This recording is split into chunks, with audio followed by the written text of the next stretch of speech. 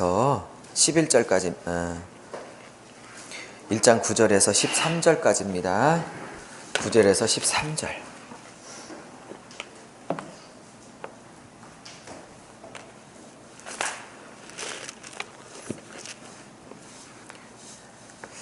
(1장 9절에서 13절입니다) 마가복음 1장 9절에서 13절. 자셨으면 아멘. 같이 읽겠습니다. 시작. 그때 예수께서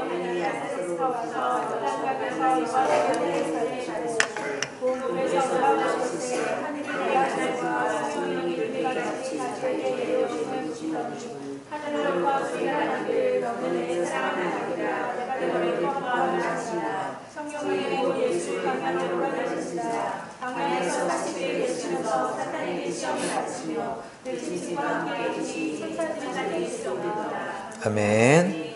전사들이 수정하더라. 할렐루야. 하나님께서 우리 교회 모든 공동체를 사랑하시는 줄로 믿습니다. 또 한 분 한 분의 성도들도 하나님이 정말 사랑하시는 줄로 믿습니다. 실제로 사랑하십니다. 그러니 한번 옆분에게 인사하며 좀 격려하고 위로했으면 좋겠습니다. 하나님이 정말 사랑하세요. 시작. 네, 아멘. 네, 그래요. 한 번 더 인사하세요. 이렇게. 그러니 힘을 내십시오. 시작. 네. 사랑하는 성도 여러분, 주의 이름으로 축복합니다. 네, 일주일 동안 어떻게 사셨는지 모르지만 혹시 안 좋은 일이 있었다거나 또 지쳤거나 몸이 편찮으시거나 뭐 가정이나 환경에 어려움이 있으시다 할지라도 오늘 말씀 듣고 좀 힘을 내실 수 있기를 축복합니다. 오늘 우리는 마가복음 네 번째 시간을 맞이합니다. 한 1년은 해야 될 것 같은 생각이 드는데요. 이 마가복음을 통해서 복음이 뭔가 우리 한번 그 기초를 한 1년간 다시 다졌으면 하는 마음으로 1년을 잡았습니다. 작년 7년을 끝내고 두 번째 7년을 맞이한다고 했죠. 두 번째 7년도 이제 거의 1, 2주밖에 남지 않았네요. 어쨌든 두 번째 7년을 시작하면서 마가복음을 강의하게 하신 이유가 분명히 있으실 줄로 믿습니다. 왜냐하면 오늘 지난주에도 지지난주에도 배웠던 것처럼 1장 1절은 하나님의 아들 예수 그리스도의 복음의 시작이라는 말로 마가복음이 시작되어 있기 때문에 모든 신앙의 기초는 복음입니다. 복음 안에 다시 시작하라고 말씀하시고 복음 위에서 다시 시작하라고 말씀하시고 복음으로 다시 너의 인생을 시작하라고 말씀하십니다. 그 기초를, 그 시작을, 그 처음을 복음 위에 세우라고 하나님은 1장 1절에 말씀하셨기 때문입니다. 복음의 기초가 뭔가, 복음의 시작이 뭔가, 복음의 근본은 뭔가를 한 1년간 같이 마가복음 전체를 나누면서 우리 교회가 두 번째 7년을 맞이하면서 좀 그 기초가 단단하게 견고하게 세워졌으면 좋겠습니다. 오늘은 네 번째 시간이 되었습니다. 오늘 말씀의 제목은 좀 이렇게 잡아봤어요. 사랑하시는 아들을 광야로 보내시다. 좀 길지요. 다시 할게요. 사랑하는 아들을 광야로 보내시다. 별로 마음에 안 드시는 눈빛이지만 저는 좋습니다. 사랑하는 아들을 광야로 보내시다. 이 제목을 들으면서 여러분은 본능적으로 갈등이 마음 안에 일어나실 수 있으실 것 같아요. 왜 사랑하는 아들을 광야로 보내? 그렇죠? 사랑하는데 왜 광야로 보내죠? 오늘 본문을 보니까 12절에 성령이 예수를 광야로 몰아내셨다고 썼어요. 저는 그거를 좀 약화시켜서 내보내셨다라고 말을 조금 유하게 썼을 건데 성경은 더 강력한 단어를, 이 헬라어 단어도 이렇게 그냥 보내시다는 단어가 아닌 이렇게 막 몰아대고 내쫓고 하는 단어를 헬라어 단어도 썼고 우리 개역 성경도 그거에 잘 맞게 번역을 뜻을 잘 풀어서 번역을 잘 하셨네요. 단순히 보내거나 갔으면 좋겠다고 부탁하는 정도가 아니라 광야로 성령이 예수님을 내몰았다고 말해요. 근데 그 윗본문을 보니까 분명히 예수님께 하늘에서 소리가 들리기를 그 아버지인 성부께서 예수를 향해서 이렇게 말씀하십니다. 이는 내 사랑하는 아들이요 기뻐하는 자라. 아니 그래놓고 그 다음 절에 왜 광야에 몰아내지요? 축복으로 몰아내고 성공으로 몰아내고 형통으로 몰아내고 대박으로 몰아내고 주여 오늘 이것을 한 1, 20분 그래요 30분 풀어내는 것이 제 목표이고 오늘 본문의 의도입니다. 자, 그러기 위해서는 오늘 두 본문을 읽었습니다. 9절부터 11절까지는 예수께서 6개월 친척 형님이셨던 세례 요한, 침례 요한에게 예수께서 메시아께서 죄도 없으신 분께서 굳이 받아야 될 이유도 없으신 분께서 사람에게 친히 낮아지셔서 침례를 세례를 받으시는 장면이 첫 번째 본문이고요.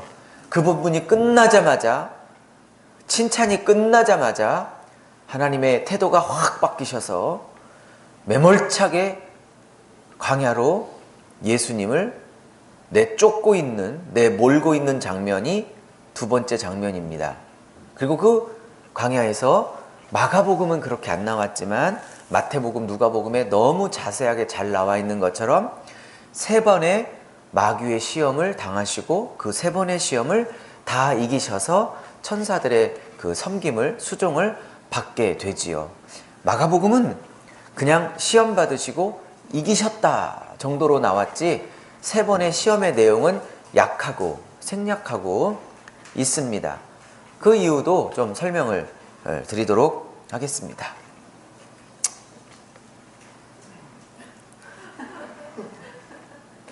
네, 머리가 오늘 굉장히 멋있고 또 교만합니다. 위로 확 솟았네요. 그래요, 오래간만에. 자, 동실점 잊어먹었네. 네. 마가복음. 왜 마가복음은 이렇게 마태나 누가복음에 비하여 그 사건의 기록 내용이 간략간략하고 엑기스만 딱 찍어서 얘기하고 자세히 그 내용을 풀어내지 않고 있는가에 대해서 좀 설명을 잠깐 드릴게요. 이미 드렸지만 조금 더 드릴게요. 마태, 마가, 누가, 요한복음 중에 가장 먼저 쓰여진 성경책을 마가라고 봅니다. 왜냐하면 19세기에 독일의 어느 한 신학자가 마가우선설이라는 학설을 발표함으로 마가복음이 가장 먼저 쓰여졌고 그 후에 한 10년, 15년, 20년 후에 마태나 누가나 요한이라는 사람이 마가복음을 기초로 토대로 좀 살을 붙이고 벽돌을 붙이고 해서 좀 풍성하게 더 큰 분량의 복음서를 써냈다라는 학설을 독일의 신학자가 발표하기 전까지는 마가복음은 그야말로 천대받은 복음이었습니다. 그리고 마가복음에 관한 책도 마가복음에 관한 강의 설교집도 거의 없었습니다. 왜냐? 너무 간략하고 예를 들어 오늘 12절부터 13절까지 딱 두 절에 나와 있는 예수님의 광야 설교를 주석가들이 혹은 교회 설교자들이 하려면 좀 풍성한 내용이 있고 그 첫 번째 시험이 뭐고 두 번째가 뭐고 세 번째가 뭐고 좀 자세하게 나와 있어야 성경을 주석하는 입장이나 설교를 하는 설교자의 입장에서도 할 얘기가 풍성하고 많은데 그냥 시험 받아 이겼다 이러고 끝나니 주석하는 입장이나 설교하는 입장에서는 참 곤란한 거거든요. 그래서 이 마가복음은 많이 홀대를 받아왔던 복음 중에 하나예요. 그러나 19세기에 어느 한 신학자가 이것을 토대로 이것을 기초로 마태나 마가가 풍성하게 늘렸다라는 그 주장을 하면서 이제는 그것이 거의 대부분의 그 정설처럼 지금까지 받아들여지고 있으므로 마가복음의 권위가 19세기부터 확 살아나면서 마가복음을 연구하는 사람들이 굉장히 많아졌고, 또 실제로 그 연구가 한 200년간 쌓이면서 비록 짧고 간단한 엑기스만 쓰고 있지만 마가복음이 얼마나 깊은 내용을 갖고 있는지 알 수 있습니다. 전 큰일 났어요. 저렇게 애들이 떠들고 그러면 왜 떠들지 막 그랬는데, 요즘은 이게 계속 이쁜 게 참 이상해. 참 결단을 해야 될 것 같은. 뭔지 아시죠? 자, 그 다음에요. 그게 억지로 되겠어요. 주시니까 그 마음이 생기는 거지. 둘이나 그랬는데 뭐하러 세 번째까지 할까? 요만큼도 생각이 없었는데 바뀌는 걸 보니 그것도 이상하네요. 자, 다시 본문으로 돌아와서 근데 그 학설이, 학설 그러니까 좀 설교 시간에 죄송한데, 그 독일의 신학자에게도 저도 동의하게 되는 이유가 뭐냐, 이런 것 때문에 그래요. 이 마가는 12제자 중에 한 명이 아니라고 그랬죠. 사도가 아니에요.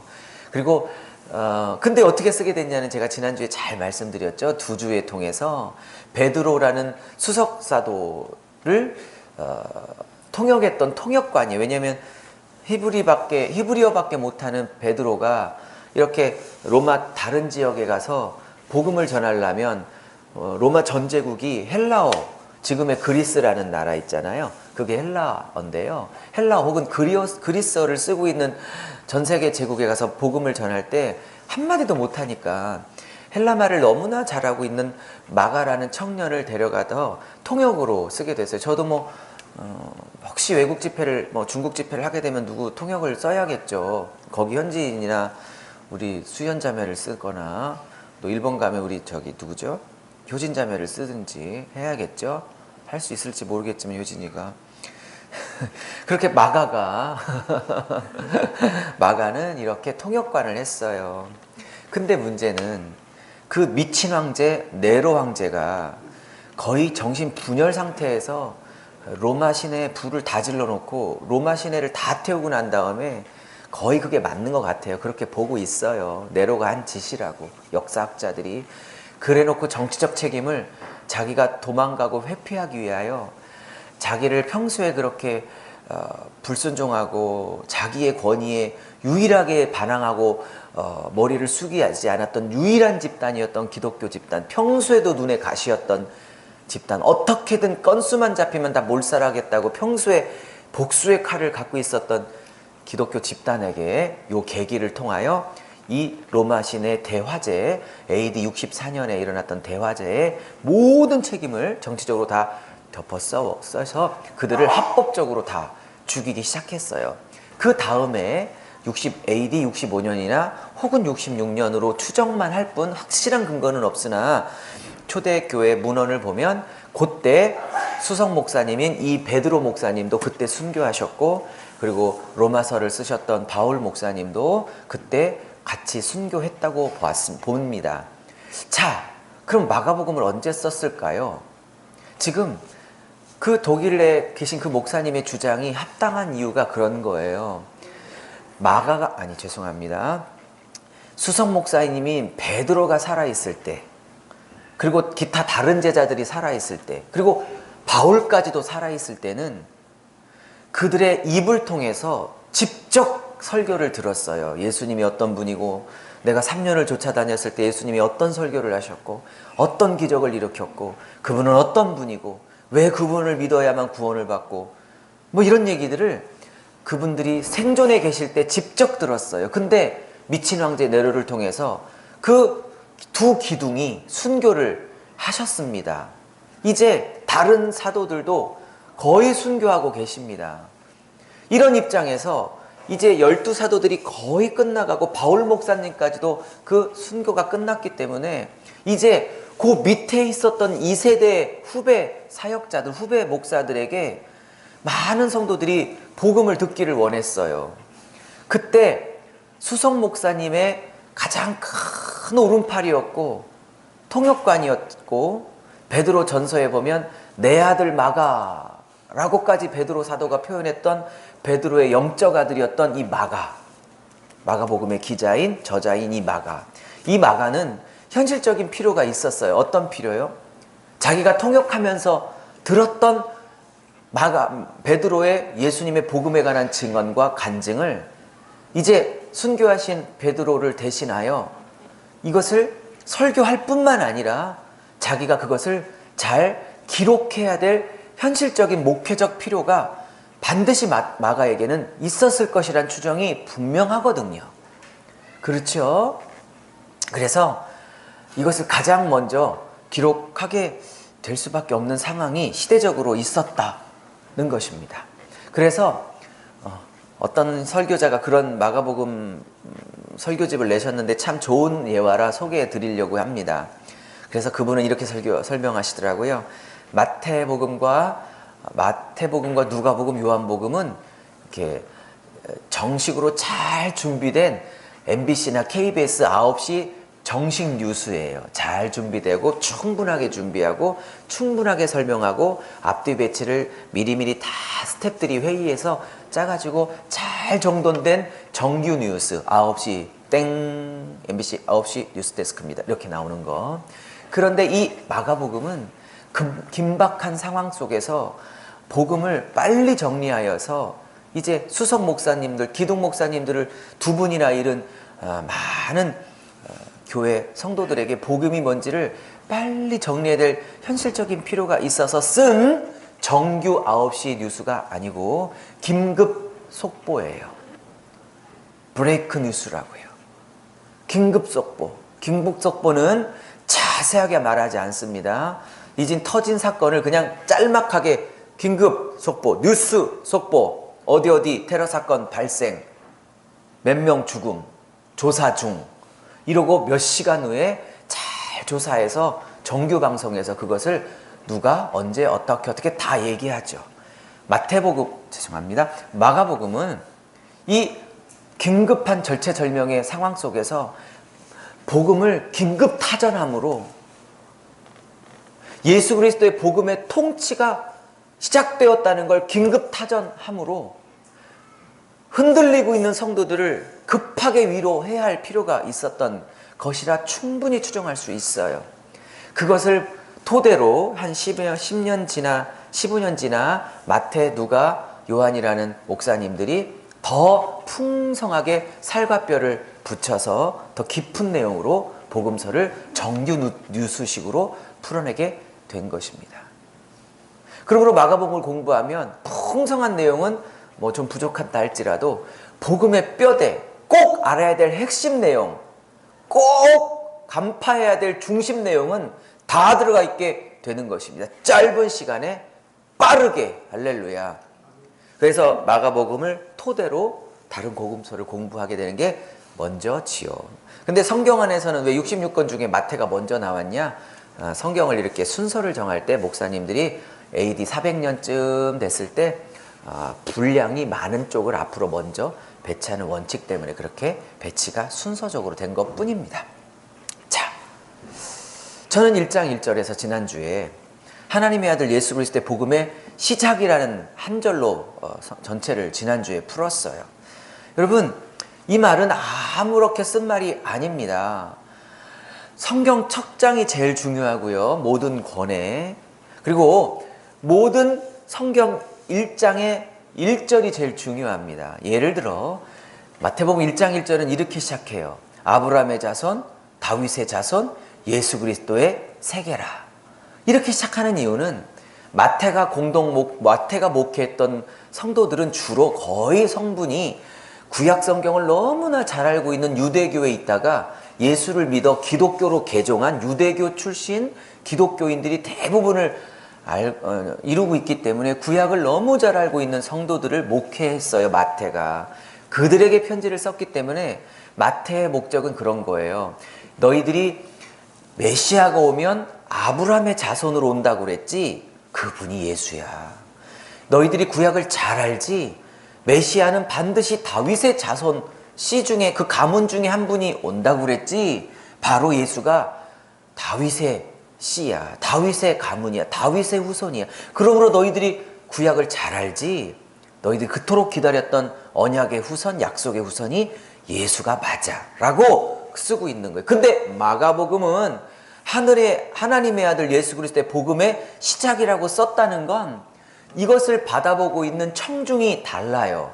지금 이 마가복음을 받고 있는, 편지를 받고 있는 성도들은 유대교 출신, 구약을 잘 알고 있는 유대교 출신 성도들이 전혀 아니고요. 그냥 헬라인, 로마인, 평생 예수를 모르고 있다가 예수라는 사람을 처음 베드로와 마가를 통해서 소개받은 로마에 있는 이방인들 기독교 신자들이에요. 그래서 마가복음은 구약 인용이 거의 없습니다. 왜? 해봐도 몰라. 구약 성경을 전혀 접하지 않았었던 이방인 로마인들이기 때문에 그 중에 이방인들이 예수를 믿고 지금 기독교인이 됐어요. 왜?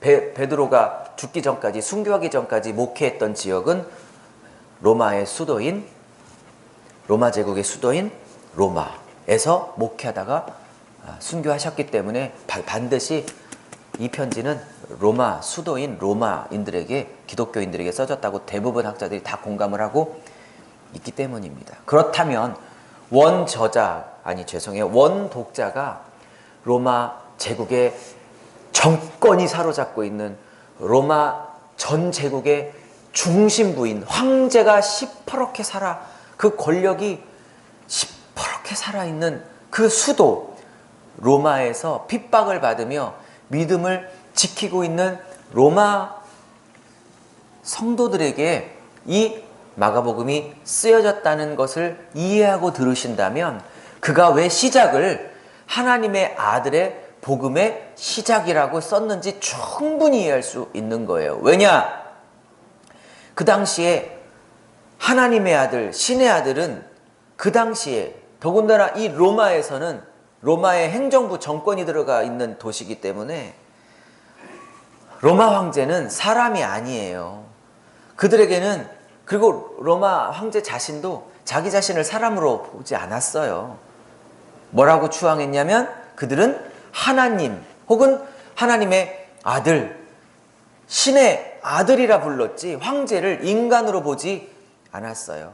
그래서 어느 황제가 지방 순례차 그리스의 아테네라는 그리스 수도를 방문했을 때 그리스의 모든 시민들이 몰려와서 그 황제에게 하나님, 신의 아들이시여 라고 환호성을 지르고 그 황제의 기분을 좋게 하자 그 아테네에게 자유를, 모든 로마가 누리고 있는, 수도가 누리고 있는 똑같은 자유를 이 도시에게 수여하노라라고 즉흥적으로 선언을 했다는 기록이 있어요. 그것 때문에 아테네 시민들이 로마 시민권자들과 똑같은 혜택을 누리게 되므로 그때 막 그 황제에게 달려들어 신이시여 이런 식으로 추앙을 하면서 거의 깔려 죽을 직전까지 와서 그 황제를 급하게 그 군중으로부터 이렇게 따로 빼냈다는 그 기록이 있는 걸 보면 이 로마 황제 자신도 그렇고 로마 제국의 사람들도 그렇고 로마 황제는, 네로는, 도미티안은, 3대 황제 갈리큘라, 이런 60명의 황제들은 신의 아들이었어. 그들이 말하는 게 복음이었고 그들이 말하는 게 권력이었고 그들이 말하는 게 힘이었어요. 그들의 말 한마디는 모든 전제국을 통치하는 통치의 권력이었어요. 그들의 말이 신이었고 법이었고 힘이었습니다. 자, 이러한 시대적 배경 속에서 로마 제국의 핵심부인 수도 로마에서 신앙생활을 하고 있는 이방인 성도들에게 마가는 이렇게 선포하는 게 마땅했던 거예요. 뭐라고요? 도미티안이, 그리고 시대적 배경이 될 것 같은 지금 네로가 신의 아들이 아니다. 네로의 말이 힘이 아니다. 이제 네로의 통치 시대는 끝났다. 네로가 신으로 추앙받는 시대는 끝났다. 네로가 아니고 로마가 아니고 로마의 권력이 아니라 바로 예수가 신의 아들이시다. 그리고 그분이 십자가에서 죽어서 부활했다는 십자가와 부활이라는 이 복음으로 통치하신다. 이렇게 1장 1절을 시대적 상황에 맞물려 선포하고 있는 것입니다. 이 말은 우리에게는 아무 느낌이 없지만 2000년 전에 이 1절을 읽는 로마 교회 성도들은 이 말의 의미가 굉장히 깊게 충격적으로 다가오게 되는 것이지요. 이때 시작이란 단어는 헬라어로 아르케란 단어를 쓰고 있는데, 물론 시작이란 뜻도 있어요. 당연히 그게 제일 많은 뜻이고요. 헬라어 사전을 찾아보면 두 번째 무슨 뜻이 있냐면 통치란 뜻도 있어요. 그래서 그렇게 해석하는 분도 계십니다. 물론 이 두 가지 뜻이 다 있습니다.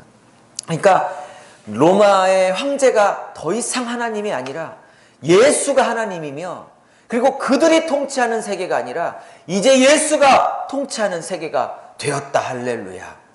그들을 두려워하지 말아라. 그들을 무서워하지 말아라. 이제 예수가 통치하신다.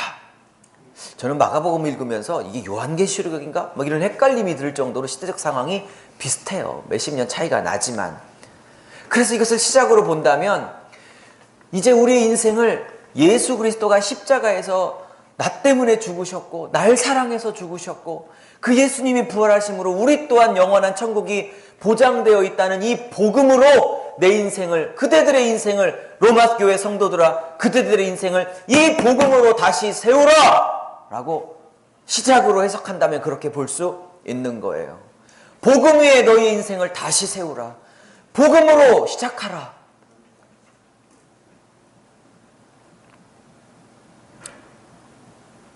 두 번째, 통치라고 뜻을 해석한다면 이제 예수가 십자가에서 죽으시고 날 사랑하셔서 돌아가시고 또 날 위해서 부활하셨다는 이 복음이 너의 인생을 통치하게 하라 라고 선언하게 있는 것입니다. 복음으로 다시 세우라. 그리고 복음으로 통치받는 인생이 되거라 라고 선포합니다. 그리고 지난주에 말했지만 제일 마지막에 나오는 16장에 너는 온 천하에 다니며 만민에게 복음을 선포하라.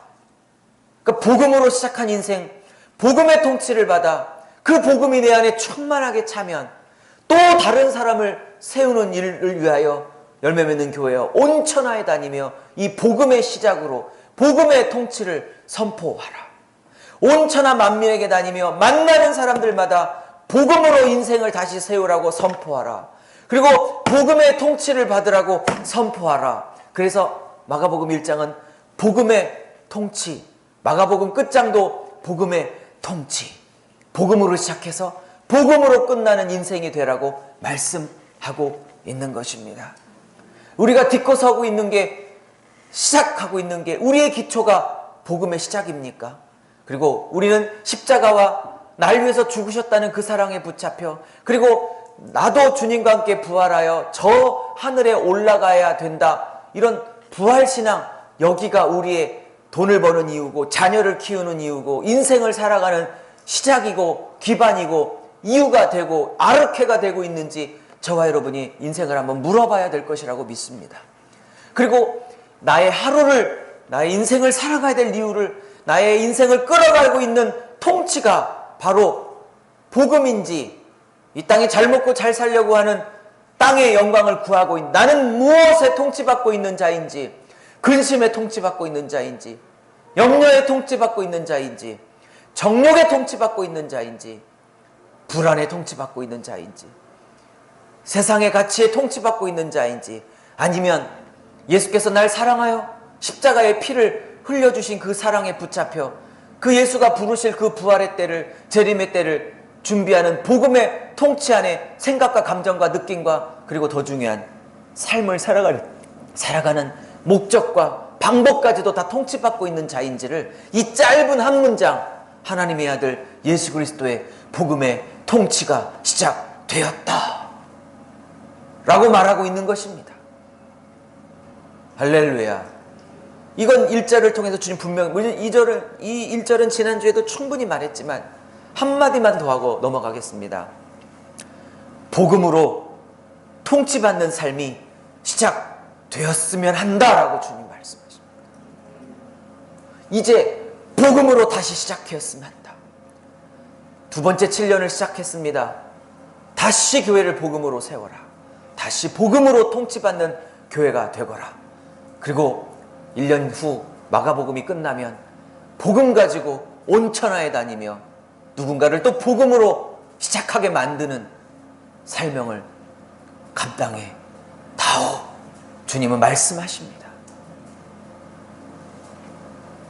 교회 이름을 한번 바꿀 것입니다. 전국 세미를 하니까 어떤 목사님들이 막 화를 내며 전화합니다.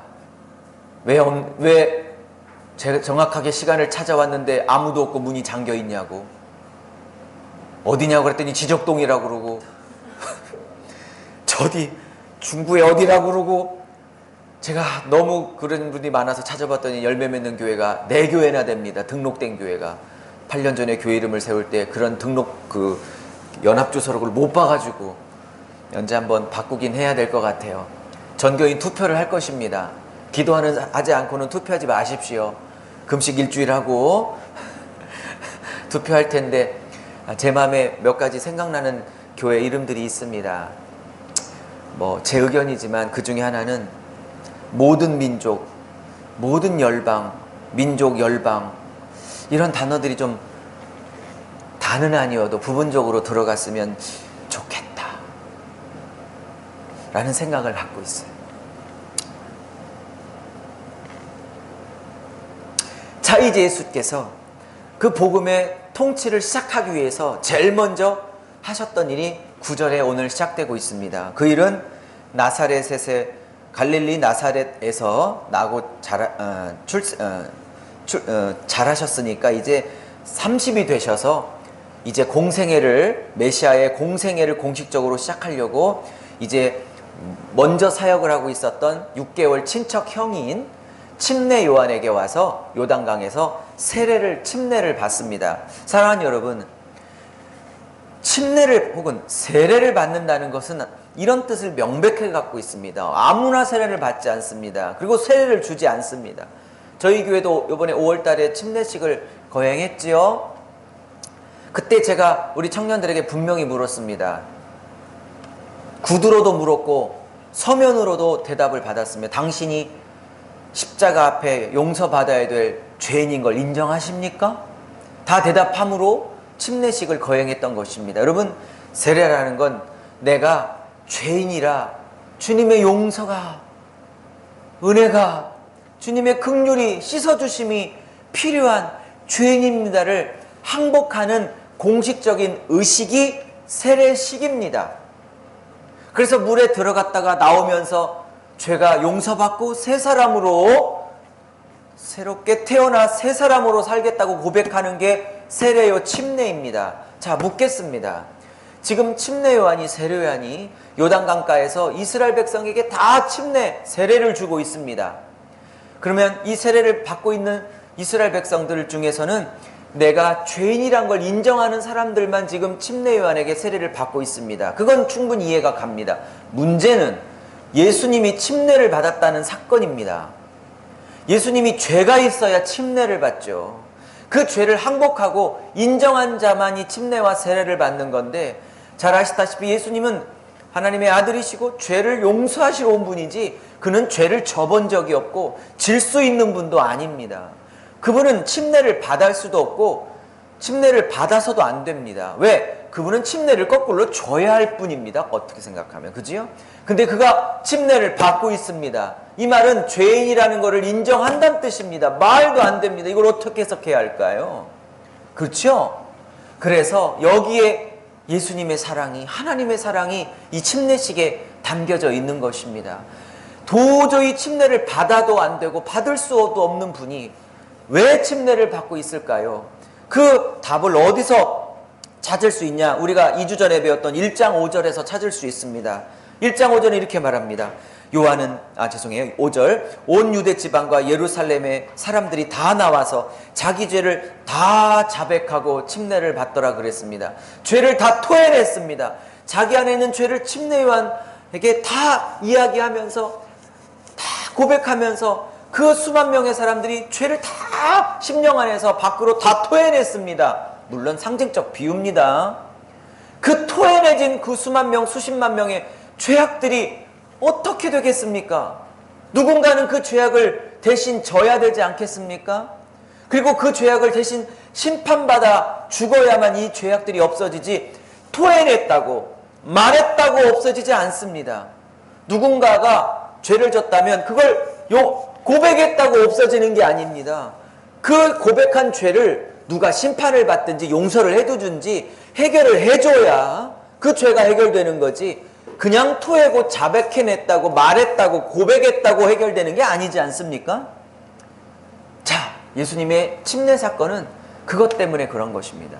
그가 죄인이었기 때문에 받은 것이 아니라 1장 5절에 나오는 수십만 명이 토해냈던 그 죄, 온 인류가 지었던 2000년간의 수천 년간의 아담이 타락한 이후 있었던 모든 인류의 죄악들을 예수께서 다 덮어 쓰셔서 인류의 죄인의 대표로서 지금 물에 들어가 죽음의 의미를 갖고 있는 침례를 받게 되는 것입니다. 할렐루야. 이때부터 예수는 요셉이라는 한 목수의 장남으로서가 아니라 3년 후에 하나님의 진노의 심판을 받아야 될 죄인의 대표자로서 살아가게 되십니다. 이때부터 예수님은 두 가지 인생을 삽니다. 하나는 하나님의 아들이신 메시아로서의 살게도 되지만, 우리 쪽 입장에서는 너무나 감사하고 고맙게도 우리의 죄를 대신 주고 죽어주실 대표자로서, 죄인의 대표자로서 3년을 살게 되십니다. 그러므로 1장 5절에 다 토해냈던 죄악이 다 예수님께 옮겨져 오므로 그 죄악을 어깨에 다 짊어짐으로 이때부터는 예수님은 죄인의 대표자로서 죽는 길을, 심판받는 길을 가게 되게 되는 것입니다.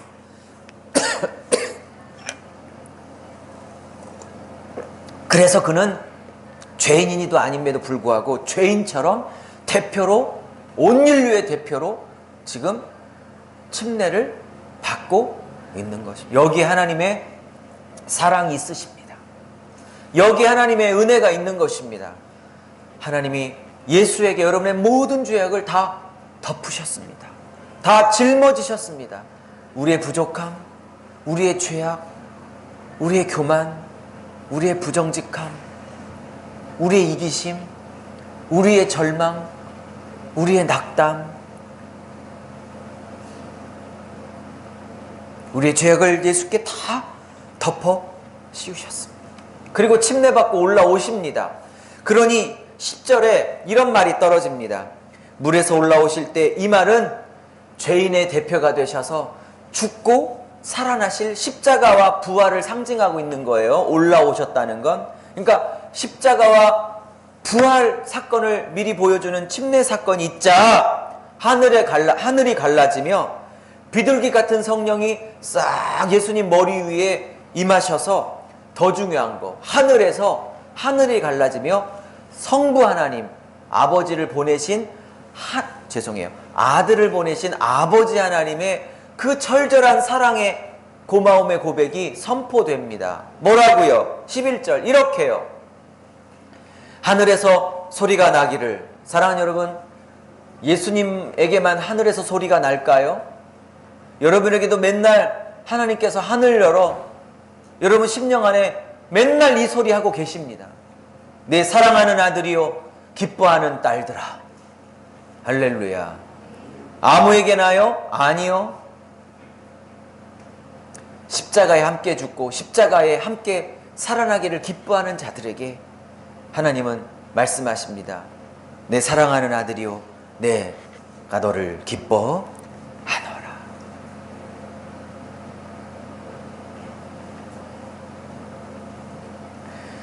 사랑하는 여러분, 11절, 12절은 반드시 같이 봐야 될 구절입니다.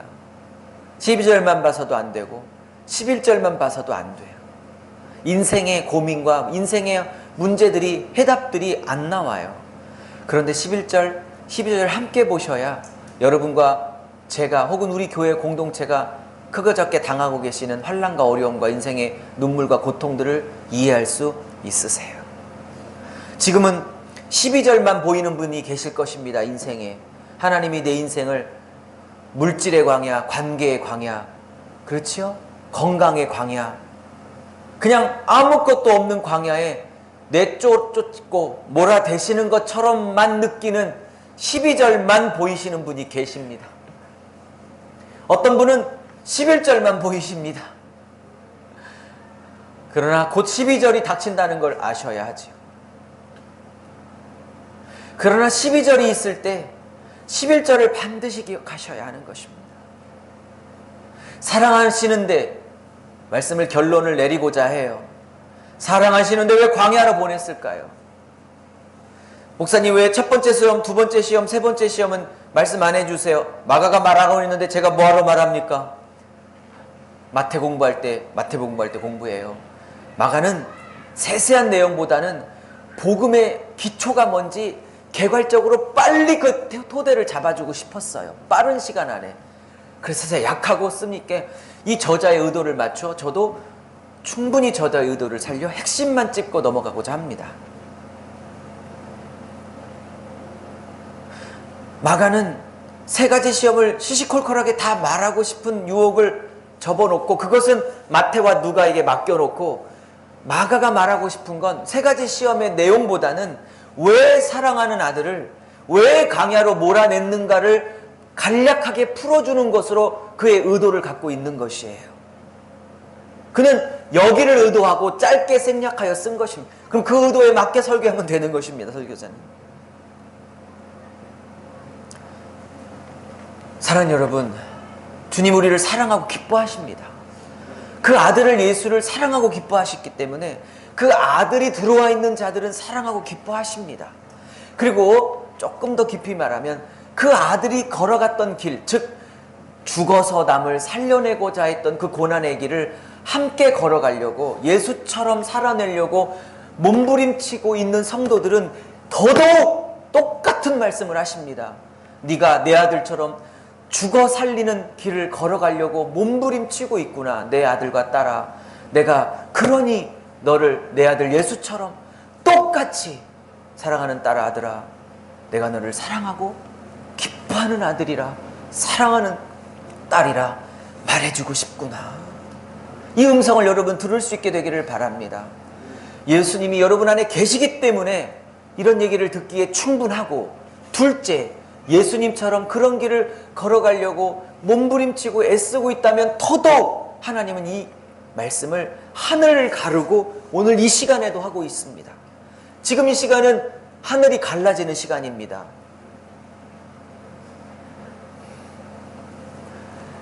안 갈라져 있지만 영적으로는 갈라져. 네가 내 아들과 연합되어 있는 구원받은 자녀이기 때문에도 그렇고, 내 아들과 같은 길을 걸어가려고 몸부림을 치고 있다면 더더욱 나는 내 아들에게 했던 똑같은 얘기를 너에게 하고 싶다. 그게 뭐냐? 아들아, 딸아, 내가 너를 사랑하고 기뻐한단다. 근데 우리는 질문합니다. 거기까지 너무 은혜인데 왜 삶은 12절이에요? 이렇게. 마가는 세 가지 시험의 내용은 다 생략하고 후배들에게 맡겨놓고 이 부분만 해석하기를 원했어요. 사랑할수록 기뻐할수록 성령이 광야로 내쫓고 있다는 것을 기억하라. 내 광야에 너의 삶이 내몰리고 있다는 게 기뻐하지 않는다는 것도 아니고 사랑하지 않는다는 것도 아니란다. 사랑하기 때문에 광야에 내몰고, 이렇게 하면을 안 할 수가 있을까요? 외부 강사님 오시는 그렇게 하면도 잘하더니, 나는 외부 강사님이 한 달 전 김 목사님이 오셨을 때 내가 여기가 전라남도 목회진가 순간 착각했어요. 다음 주에 금방 알았죠. 아, 대전이구나. 왜 담임 목사와 외부 강사를 이렇게 무시할 수 있는지. 참네. 참. 다시 한번 하겠습니다. 사랑할수록 기뻐할수록 광야에 내모십니다. 이것만 말하고 싶었습니다. 마가는. 여러분, 광야는 어떤 것입니까? 내일이 보장이 없어요. 다음 달 카드값이 대책이 없어. 이런 구체적인 예화를 들어서 미안한데 용서해주고 들으세요. 대전에 오면 어디 살아야 될 집이 없어. 그게 광야예요. 근데 글로 내모라. 응답이 맞는 거예요. 고민하지 말고. 먹을 게 없어요. 입을 게 없어요. 내일이 보장이 안 돼요. 뜨거워요. 새벽엔 추워요. 기온차가 50도나 난데. 진짜 맨날 나중나중 그러게 이제 그만 얘기하고 진짜 연도를 선포해야겠어. 몇 년은 갑시다 이렇게. 나중에 성지순례 갑시다. 그만 얘기하고 몇 년 갑시다 이렇게 구체적으로. 막연 이제 가야죠. 8년 선포했더니 이제 이 말 할 때 이제 뭐 시큰둥 하지도 않아요. 아예 구체적으로 재직회 운영에 선포해서 우리 3년간 미리 적금 들어놓읍시다 해서 갚버려야지. 이제 갑시다. 가기 싫으면 마시고요. 나 혼자 갈래요. 사모님하고. 그럼 덥죠, 춥죠, 먹을 거 없죠, 입을 거 없죠. 애들은 울어대죠. 아내는 어떡하냐고 징징대죠. 남편이 죽을 맛입니다. 그게 광야입니다. 광야. 어떤 사람은요, 하나님의 물질의 광야는 안 허락해서 그래도 고마운데 건강이라는 광야를 주셔서 내일의 건강이 보장이 없습니다. 오늘 견뎌내기도 어려운 건강의 광야가 있습니다. 어떤 분은 건강의 광야를 허락 안 하셨어도 물질의 광야를 허락하셔서 오늘은 내일이 대책이 없는 그런 물질의 광야도 있습니다. 어떤 사람은 참 이런 얘기해서 좀 마음이 아픈데 결혼의 광야도 있어. 내년에는 할 수 있을지 보장이 없어. 내년 목표를 4대 목표를 제가 정했어요. 공식적으로. 이 비공식 5대 목표는 정주역 장가 보내는 비공식적 목표는 선포 설교로 할 겁니다. 문서로는 안 나가지만 여러분 결혼의 강야도 있어요. 시댁과의 관계, 친정과의 관계, 직장이라는 광야 꼭 괴롭히는 한 사람씩 꼭 있죠. 관계의 광야도 있어요.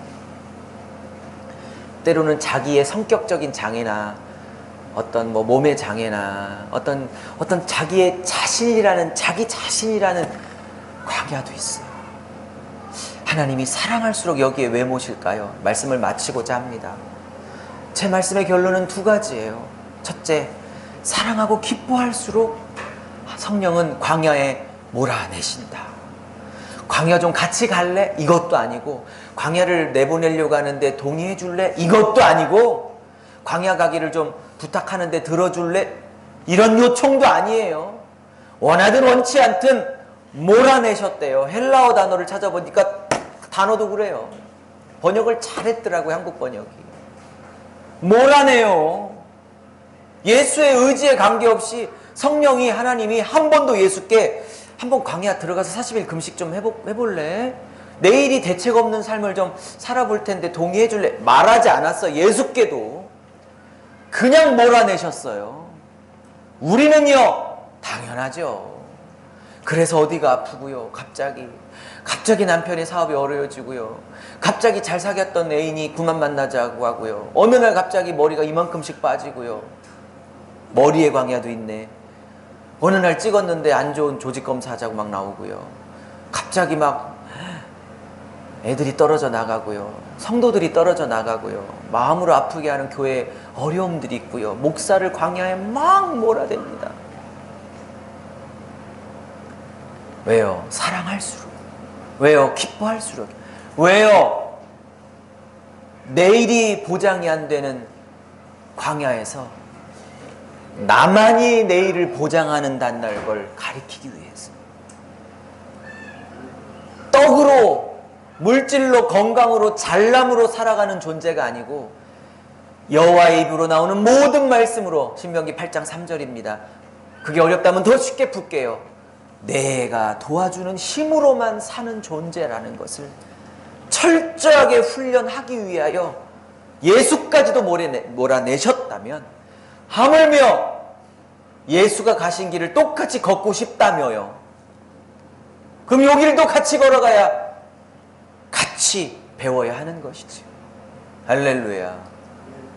그러면 목사님, 마가복음에는 광야가 언제까지 끝나요? 13절이면 끝나.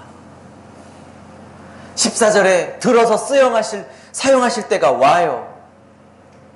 여러분의 인생이 언제까지 13절로 끝날 줄 아십니까?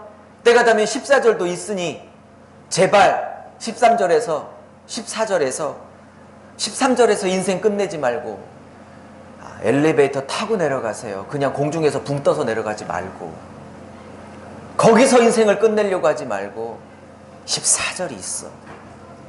내 인생이 12절만 있는 게 아니에요. 12절에서 포기하지 마십시오. 주님이 예수를 갈릴리에서 본격적으로 복음을 선포하고 들어 쓰실 때가 있었던 것처럼 우리에게 11절도 필요하고 12절도 필요하고 14절의 인생도 열릴 때가 있을 것입니다. 7년 8년을 이렇게 여러분의 고난을 위로했는데, 제가 알고 있는 성경의 실력과 말씀을 풀어내는 실력으로는, 물론 제 실력은 아니지만 저는 여기가 한계입니다. 여기에서 위로를 못 받으셨다면 저는 어떻게 해야 될지를 모르겠어요.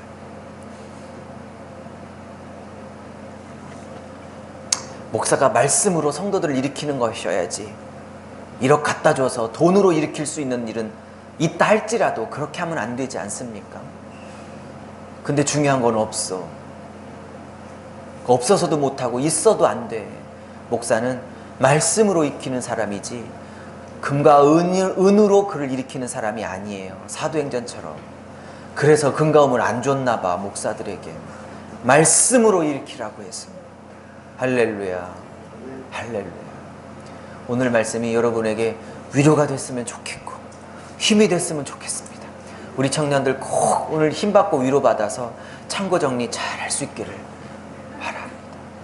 목사님은 영의 양식으로 위로했으니 창고 정리 잘하고 삼겹살로 육의 양식으로 또 잘 드십시오. 맞아요? 맞는 날이에요? 그래요. 얼마나 기대되는지. 기도하겠습니다.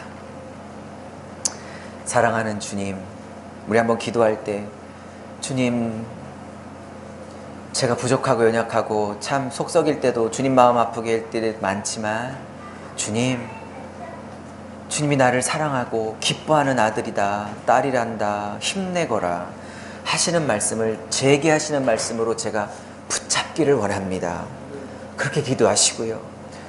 또 하나, 그럼에도 불구하고 사랑하시고 기뻐하시기 때문에 쓰시기 위하여 광야로 몰아내고 계신다는 거, 주님, 목사님을 통해서, 말씀을 통해서 배웠습니다.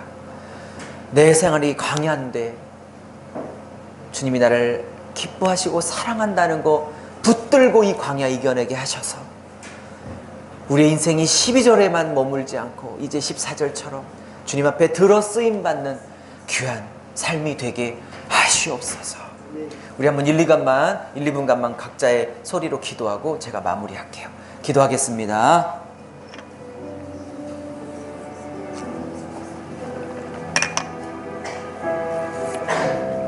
주님,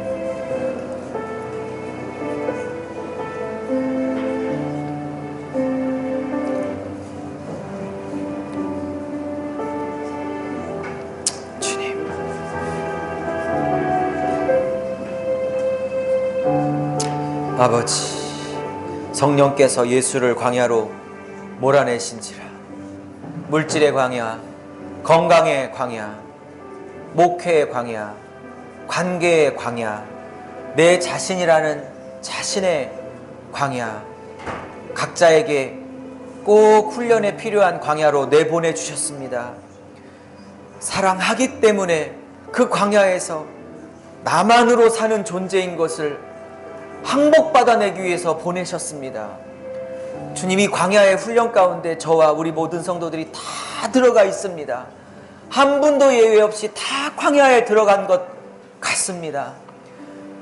사랑하는 우리 열매 맺는 교회 한 지체들이, 그리고 제가, 하나님께서 내몰아내신 그 광야에서 좌절하고 포기하지 않게 하시고, 이 광야에서 내가 너를 사랑하기에 광야로 내보냈단다, 내가 너를 기뻐하기에 내가 너를 광야에 내보냈단다, 그러니 내가 널 사랑하고 기뻐한다는 걸 꼭 붙들고 이 훈련의 광야, 나만 믿고 나를 힘입어 잘 견디고 잘 승리하라고 주님 말씀하시는 것 같아요. 제 마음에 주님의 말씀을 마음 안에 붙들어 이기시기를 또 축복합니다. 감사하며 예수님의 이름으로 기도하였습니다. 아멘. 할렐루야. 우리 하나님께 영광의 박수 한번 올려드릴까요? 한번 옆분에 인사하세요. 광야시죠? 시작. 한 번 더요. 사랑해서 그러셨어요. 시작. 한 번만 더 하세요. 끝나면 14절 사십니다. 시작. 네, 이렇게 문맥으로 풀어가니까 성경이 보이시지요? 네. 광고합니다. 오늘 예나가 많이 아파서 응급실 다녔다고 했는데 괜찮아졌어요? 그래요. 제가 엠불 소개했습니다. 을지대에서 안 된다고 그래서. 근데 어느 정도 잡힌 것 같은데 다 그렇게 키워요. 저도 오늘 전화 받으면서 우리 은찬이 은혁이도 많이 응급실 갔는데 그 생각을 했네요. 하는 순간 사모가 그 일을 또 세 번째 왜 하시려고 그러시냐고 막 그래서 그럼에도 불구하고 해야겠다는 생각이 계속 들었어요. 자, 두 번째 간 거요. 우리 아이들이 많은데 환절기에 좀 아이들 독감 좀 잘 좀 챙기세요. 우리 아이들. 두 번째 간 겁니다. 25일 날 물론 수요 예배 있고요. 금요일 날 25일이네요. 성탄절 예배 11시 오전 11시에 예배 드립니다. 크리스마스 이브는 약합니다. 그냥 가족끼리 보내시고요. 좋은 시간 보내십시오. 크리스마스 이브 행사는 약하고 25일 날 우리 주일학교 아이들이 준비한 찬양, 또 우리 은샘이도 뭘 준비한 날이 그날인가요? 안 될 것 같아요? 오케이. 예. 다음 기회로 가야금 합주를 들을 수 있는 좋은 기회였는데 다음 기회로. 그리고 그래서 25일 날 성탄절 예배 11시에 드리겠습니다. 그때 제가 재정부장님하고 잠깐 상의를 했었는데 이번에